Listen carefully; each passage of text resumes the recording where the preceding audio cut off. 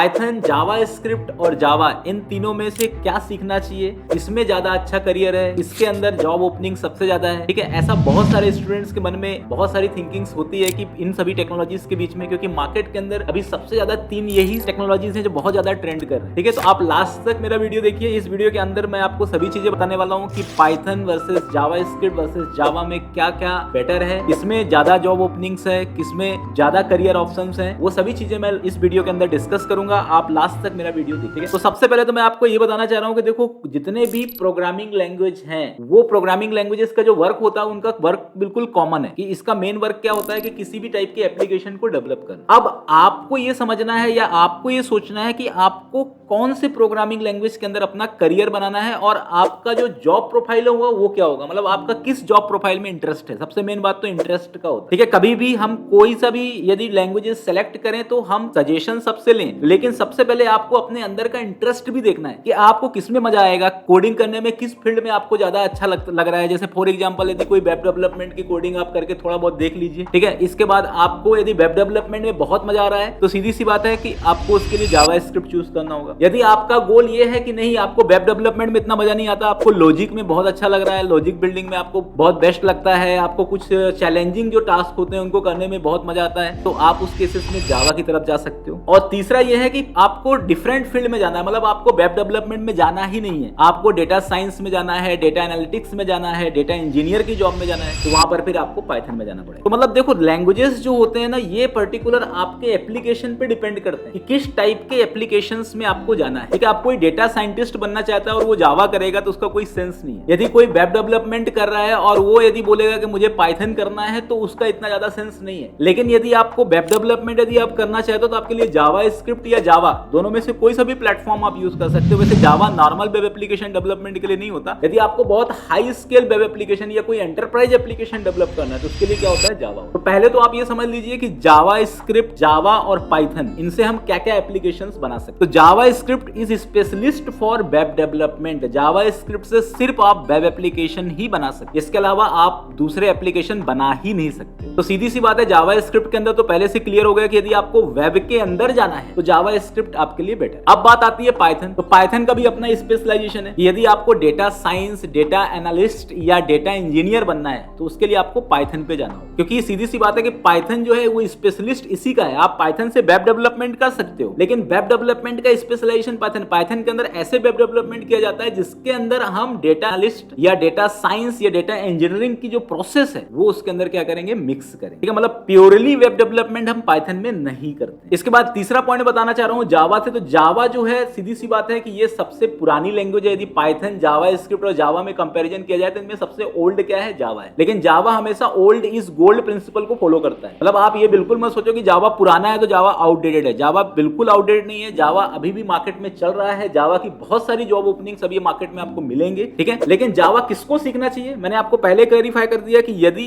आपको challenging work पसंद है, यदि आप क्रिटिकल प्रोग्राम बनाने में इंटरेस्ट रखते हो, यदि आप लेबोरियस हो, यदि आप 7 से 8 घंटे तक आपकी सिटिंग हैबिट है, आप भरपूर टाइम दे सकते हो, आपके पास काफी बैकअप है, मतलब बहुत बैकअप प्लान है, मतलब आपके पास कोई मनी या कोई फाइनेंशियल प्रॉब्लम नहीं है, आपको बहुत ही ज्यादा क्विक जल्दी जॉब नहीं गेट करना है, आपको 2 महीने या 3 महीने में जॉब गेट करना है, आपके पास इतना पेशेंस है कि आपको साल भर तक भी यदि आप प्रिपेयर कर सकते हो तो आप जावा चूज करिए। ठीक है, तो देखो, मेरे एक एक पॉइंट को आप बिल्कुल ध्यान दीजिए और आप अपने ऊपर उसको इंप्लीमेंट करके देखिए कि आप किस क्राइटेरिया को बिलोंग करते हो। यदि आपको क्विक जॉब गेट करना है, बहुत आसानी से आपको जॉब फील्ड में जाना है, आप चाहते हो कि आपको ज्यादा स्ट्रेस नहीं लेना है, ठीक है, आप 2 या 3 घंटे मेहनत करके यदि आप आईटी कंपनी में एंटर करना चाहते हैं तो जावास्क्रिप्ट आपके लिए बेटर है, क्योंकि जावास्क्रिप्ट क्या है, जावा के कंपैरिजन में बहुत इजी है। ठीक है, क्योंकि जावास्क्रिप्ट जो है वो सिंपल वेब एप्लीकेशंस या जिस टाइप के आजकल ई कॉमर्स एप्लीकेशंस जो चल रहे हैं मार्केट में उसको आप जावास्क्रिप्ट से बना सकते। लेकिन जो सेकंड पायदान पे आता है that is called Python. Python क्या है आपका, देखो सीधी सी बात है कि पाइथन का पूरा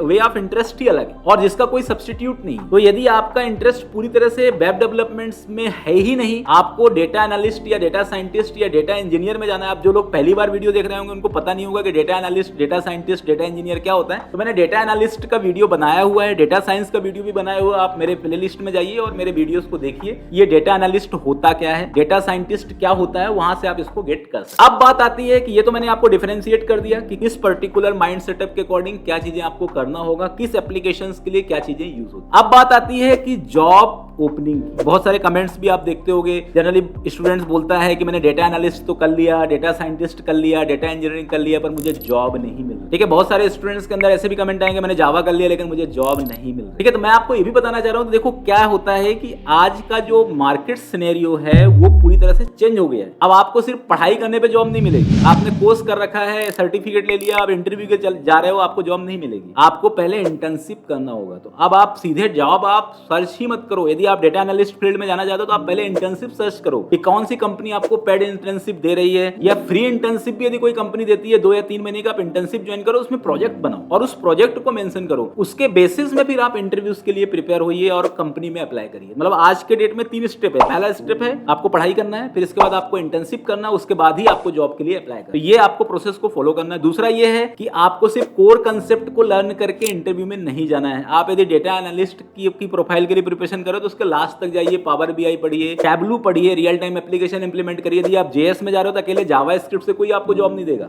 आप एचटीएमएल सीएसएस जावा स्क्रिप्ट पढ़ के चले जाओगे, आपको कोई जॉब मिल जाएगी, फ्रेशर लेवल पे नहीं मिलेगी। अब आपको कोई ना कोई फ्रेमवर्क भी सीखना होगा। यदि आप जावा स्क्रिप्ट में जाओगे तो आपको एंगुलर या रिएक्ट फ्रेमवर्क सीखना होगा, उसके बाद ही आप प्रिपेयर हो सकते हो। ठीक है, वैसे ही अब अपन बात करते हैं कि यदि आप जावा में जाते हो तो जावा के अंदर आपको स्प्रिंग, हाइबरनेट, इस टाइप के फ्रेमवर्क भी सीखने होंगे। और जॉब प्रोफाइल जो है वो एरिया पे भी डिपेंड करता है। जैसे फॉर एग्जांपल यदि आप छोटे सिटी से हो, जैसे इंदौर जैसे सिटी से हो, तो आपको वेब डेवलपमेंट में ज्यादा जॉब मिलेगी। यदि आप मेट्रो सिटी में जाओगे तो आपको वहाँ पे डेटा साइंस, डेटा एनालिस्ट या डेटा इंजीनियर की जॉब मिलेगी। यदि आप और बहुत बड़े सिटी में जाते हो, जैसे बैंगलोर में जाते हो, पुणे में जाते हो, वहाँ पे आपको जावा की जॉब मिलेगी। अब आप जावा की जॉब इंदौर सिटी में सर्च करोगे तो आपको कम मिलेगी। डेटा एनालिस्ट या डेटा साइंटिस्ट या डेटा इंजीनियर की जॉब इंदौर में सर्च करोगे तो आपको 5-6 जॉब ही मिलेगी। तो लोग बोलने लग जाते हैं कि जॉब नहीं है। आप जॉब के लिए बाहर जाइए, आपको स्टक नहीं होना है। आप आईटी इंडस्ट्री बिलोंग करते हो, आपको सिर्फ एक रीजन के लिए जॉब सर्च नहीं करना है। तो रीजन वाइज भी जॉब के अंदर के क्या होते हैं, अलग अलग इंप्लीमेंटेशन होते हैं। तो ये सभी क्राइटेरिया है। ग्रोथ वाइज यदि देखा जाए तो ग्रोथ सभी टेक्नोलॉजी में है। ठीक है, सैलरी स्ट्रक्चर की बात की जाए, जावा में सबसे ज्यादा सैलरी स्ट्रक्चर है। ठीक है, दूसरे नंबर पे आपका डेटा एनालिस्ट या डेटा साइंटिस्ट, डेटा इंजीनियर की सैलरी स्ट्रक्चर है। वेब डेवलपमेंट में थोड़ा सा सैलरी कम मिलता है, पर धीरे धीरे आप वहां तक पहुंच सकते हो जहां पर आप जावा या डेटा एनालिस्ट में पहुंच। तो ये अलग अलग टाइप के क्राइटेरिया से मैंने सभी को डिफरेंशिएट किया। आप मेरा पूरा वीडियो से मेरे ख्याल से यदि आपने लास्ट तक देखा होगा तो आपके पूरे कंफ्यूजन दूर हो गए होंगे। Thank you.